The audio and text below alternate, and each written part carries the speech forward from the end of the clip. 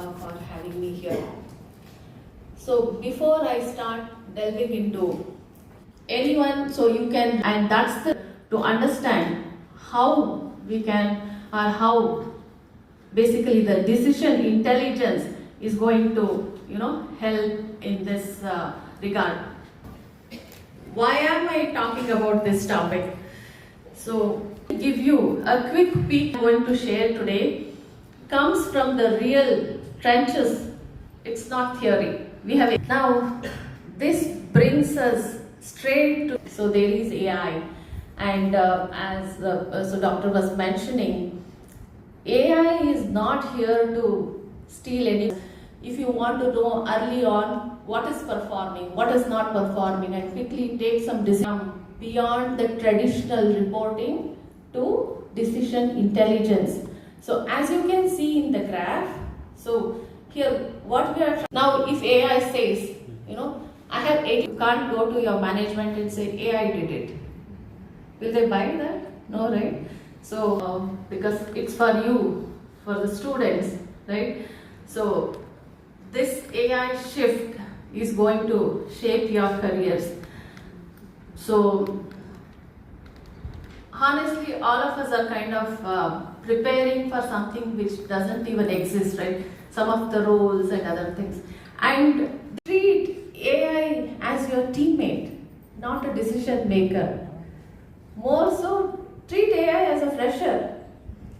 So do we give decision? Or I wrap up, one takeaway that I want you to carry with insurance and real estate sectors.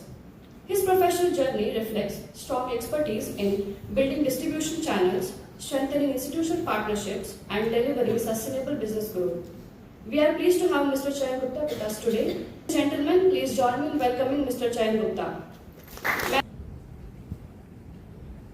Good morning, everyone. Good morning. Dr. Kirtan, and that was a fantastic presentation, Ashwini. I got to know a lot of stuff about AI today.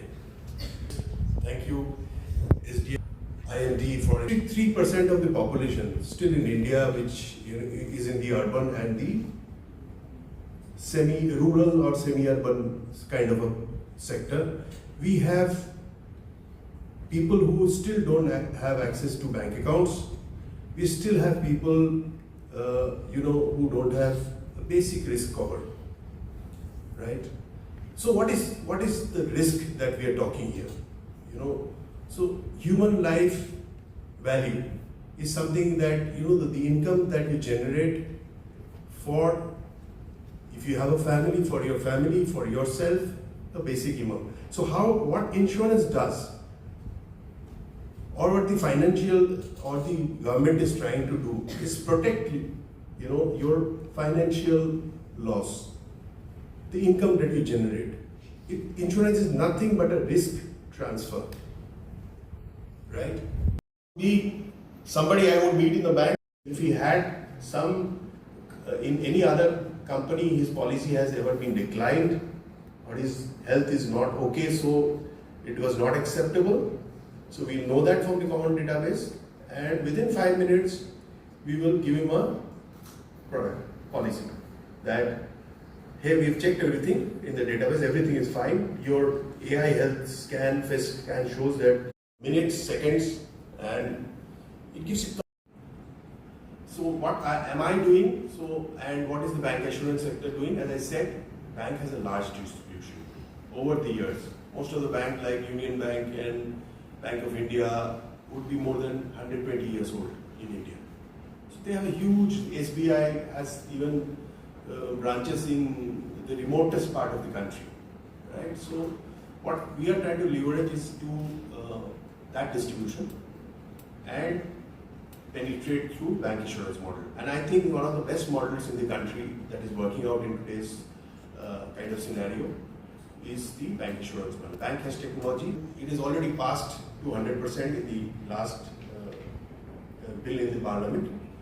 And you will see a flurry of technology-based life insurance company and health insurance company and GI companies coming to India in 2006 and 2007.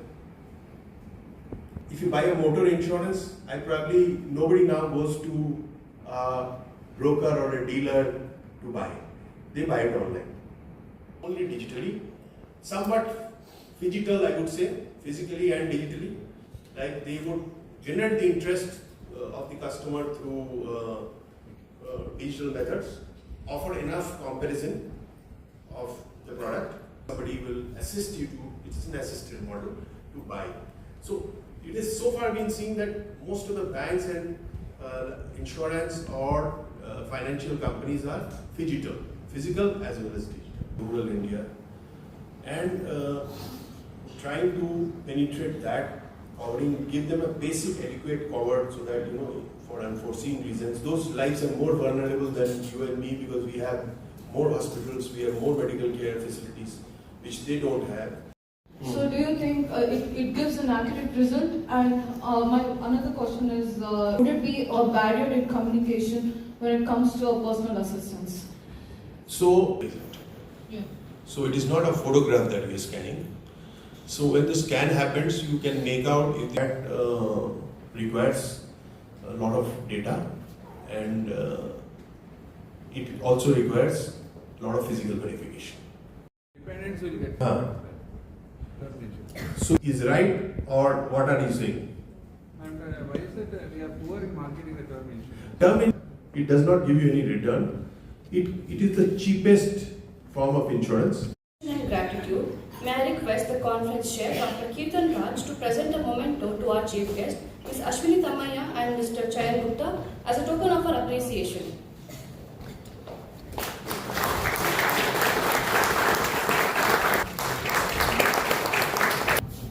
Good morning to all present here. A vote of thanks at this juncture on the 7th International Marketing Conference on Technology and Transformation in Marketing. First and foremost, I extend my sincere and heartfelt thanks to our distinguished guest and keynote speaker, Ms. Ashwini, and Mr. Chayan Gupta, for their insightful thought. Sincere gratitude to our respected Director, Lieutenant Colonel S.N. Prasad, whose vision, guidance, and constant encouragement has laid the strong foundation. Dr. Kirtan Raj, for strategic direction and academic rigor, which has shaped the conference into a meaningful academic forum. Thank you, ma'am. I also extend my warm thanks to all our faculty colleagues, whose students, coordinators. With that, we conclude the inaugural ceremony of the 7th International Marketing Conference on Technology and Transformation in Marketing, Advancing Purpose, Performance, and Personalization for Impact. We invite all our guests and delegates to join us for tea, arranged right outside the auditorium. I request the